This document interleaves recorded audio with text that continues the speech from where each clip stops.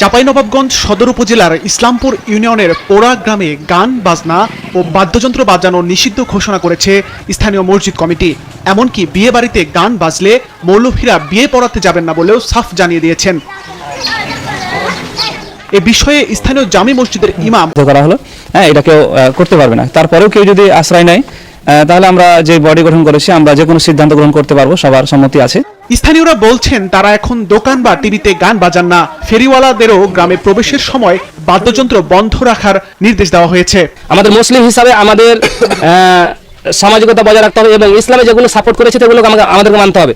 মসজিদ কমিটি হোক বা যে কোনো কমিটি হোক, তার মাধ্যমে গান বাজনা নিষিদ্ধ করার কোনো সুযোগ বা কোনো বিধিবিধান নাই। এই তথ্যটা আপনাদের মাধ্যমে আমি পেলাম। আমি এখন বিষয়টি জানার চেষ্টা করছি এবং তদন্ত করে আমি ব্যবস্থা নিব। গান বাজনা নিষিদ্ধ করার কোনো সুযোগ বা বিধিবিধান নেই জানিয়ে এই বিষয়টি তদন্ত করে ব্যবস্থা নেওয়া হবে বলে জানালেন অতিরিক্ত পুলিশ সুপার। গান বাজনা এরকম বন্ধ করার ইখতিয়ার আসলে কারণ নেই।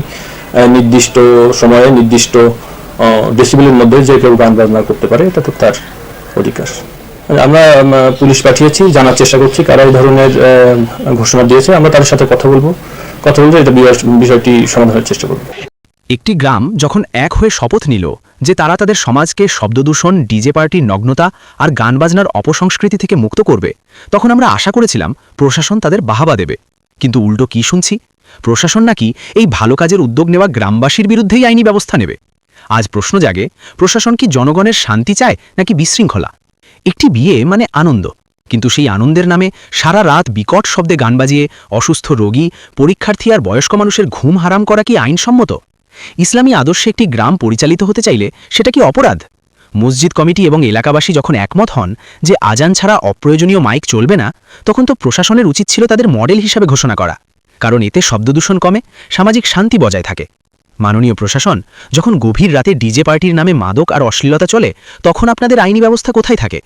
যখন সাধারণ মানুষ অতিষ্ঠ হয়ে নিজেদের এলাকাকে শান্ত রাখার উদ্যোগ নেয়, তখন কেন আপনাদের ব্যক্তিগত স্বাধীনতার বুলিয়া উড়াতে হয়?